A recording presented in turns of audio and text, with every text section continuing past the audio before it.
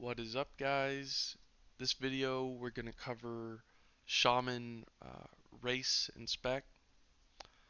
So obviously Shaman is just for the horde, and so we're only looking at Orc, Tauren, and Troll. And I guess we should start out and talk about the hit and jump boxes for these different races. Now, right off the bat I'll tell you that the only two hitboxes on horde which can fit through the alliance fence is female undead and female orc. And on that basis alone, I always will choose between those two. Because assuming Blizzard doesn't mess with the Warsong map, um, people are going to be, air quotes, exploiting the map and using that little hole that's in the alliance fence that only the female orc and the female undead are able to fit through. And you've got to realize a large, part of the meta of 19s is using the terrain to your advantage, knowing the jumps and hitting them on your first try. And so I would always go female orc. With that being said, though, it doesn't exclude the other classes from being viable. They each have something unique about them that can make them viable. So if we look at Tauren, um, their jump box hitbox is going to be the biggest. Uh, the Tauren male specifically is very cumbersome. Just with its size is kind of annoying. It's hard to see where like the mark of your spot actually is. Um, and like you'd pretty much always want to be wearing a deviate just to make jumping easier. But with enough practice, I mean, anything's possible.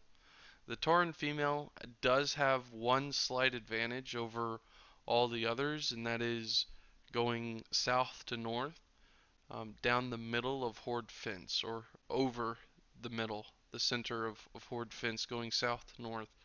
Tauren female does have a slight advantage. For Troll, I'm really not a fan of their jump boxes. They're very clunky, very awkward to me. Um, but I know there are really good players that I've seen who have played uh, the female Troll and be able to do just fine with the jump boxes. But to me, very awkward and very clunky. I always go the work female.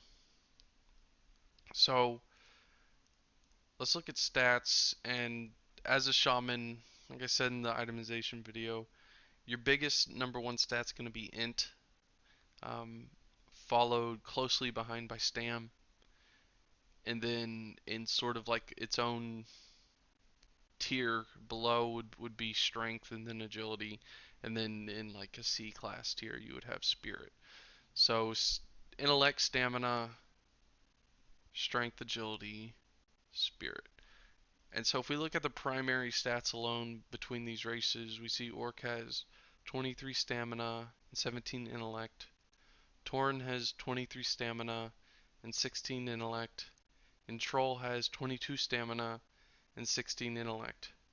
And when we look at this, we see Orc takes the cake there with the primary stats, having the 23, which is this in stamina, the same as Tauren, whereas Troll only has 22, which again is only a one stat difference. It's not that great. And the same thing with intellect. Orc has 17 intellect, whereas Tauren and Troll only have 16.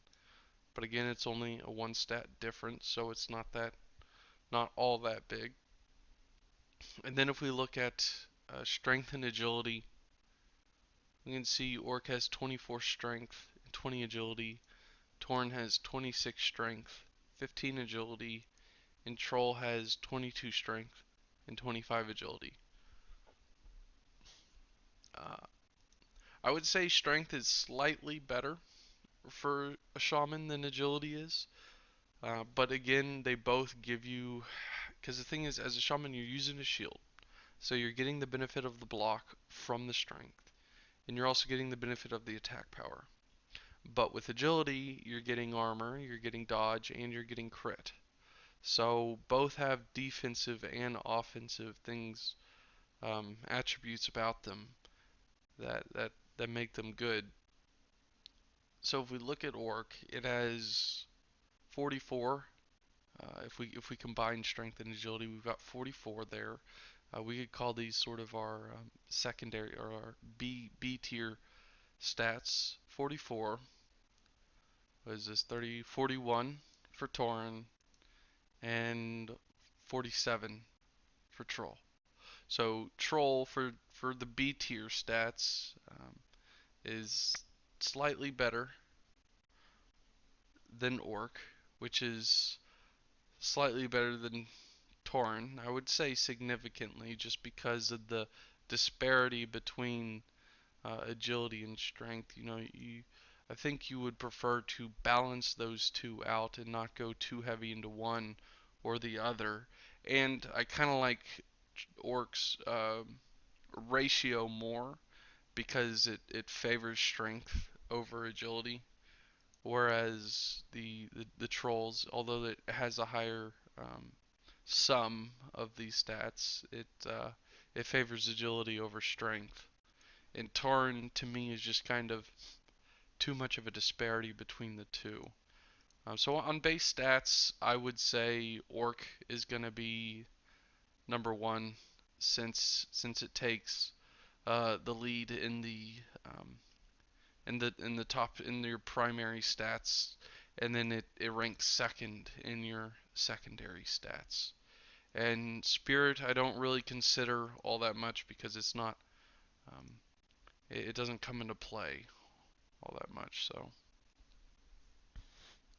if we look at the racials, we'll see Orc racial Blood Fury increase melee attack power by 25% for 15 seconds and reduces healing effects on you by 50%.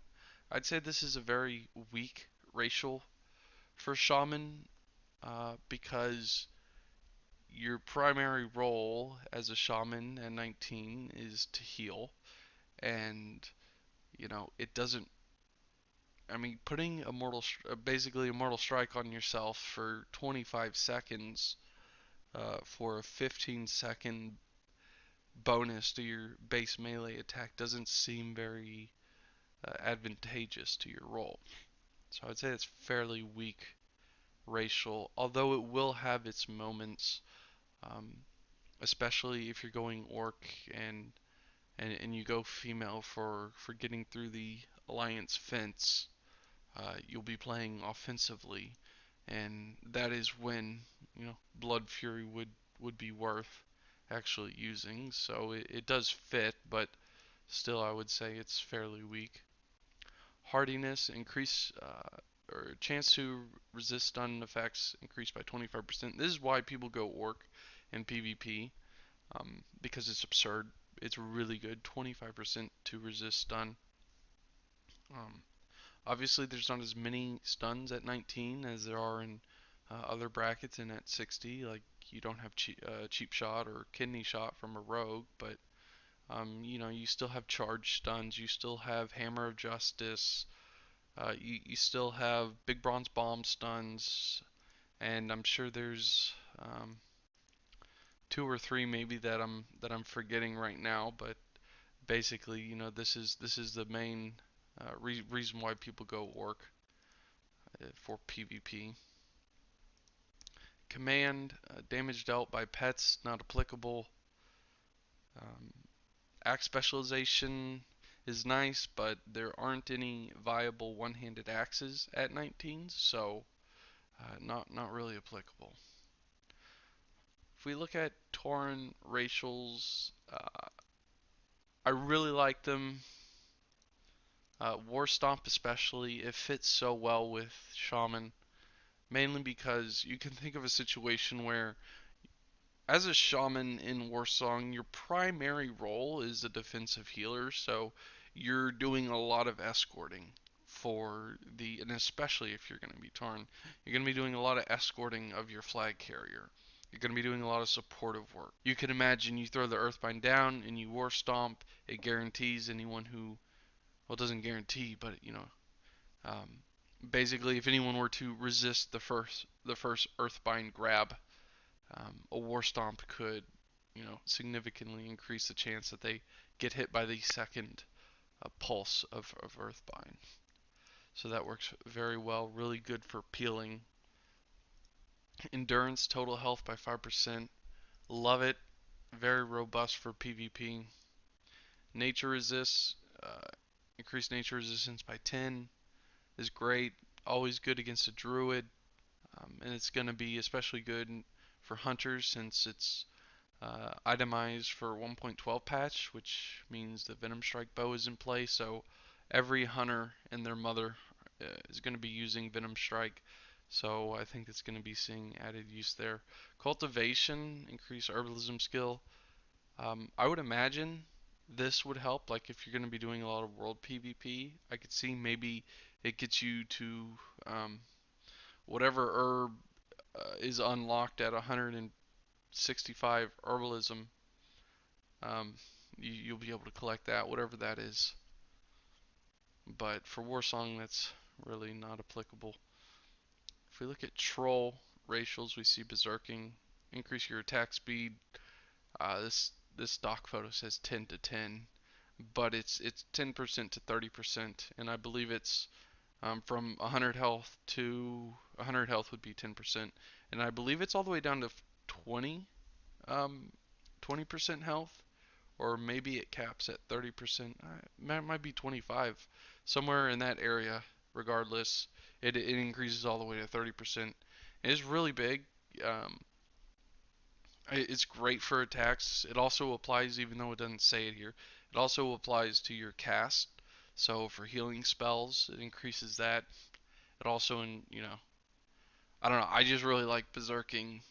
It fits pretty well into the shaman's role because it can be used both offensively and as a healing mechanic. And then we have regeneration, increase health regeneration rate by 10% and 10% of your total health may continue regening during combat. So it's nice, and it'll save your life eventually. It's not all that big though. It's 10% of your total health regeneration during combat. Like I said, it can save your life, but it's not all that big. Demon slaying, damage dealt versus beasts, kind of nice. You will be doing a considerable amount of pet killing as a shaman because they're going to be like vultures on you. And you do need to deal with pets quite a bit as a shaman, especially since they prevent a lot of your healing because you don't have any pushback prevention. A pet is really detrimental. Uh, Bow specialization not applicable, throwing specialization not applicable. So if we look at racials alone, I would have to say Tauren. Tauren takes the cake because War Stomp just couples so well with Earthbind, and Endurance is just really good for PvP, and the Nature Resist is going to be good for PvP. Orc, Blood Fury, not that good, but it can be used. Hardiness, really good, and that's about it for Orc. So it's pretty much just hardiness for Orc. And then Trolls, Berserking's really nice, but the rest is kind of junk. Um, and Orc has these two as junk as well. So I would say Tauren definitely takes the cake when it comes to racials. If we compare all this so far, I mean, I would say if you wanted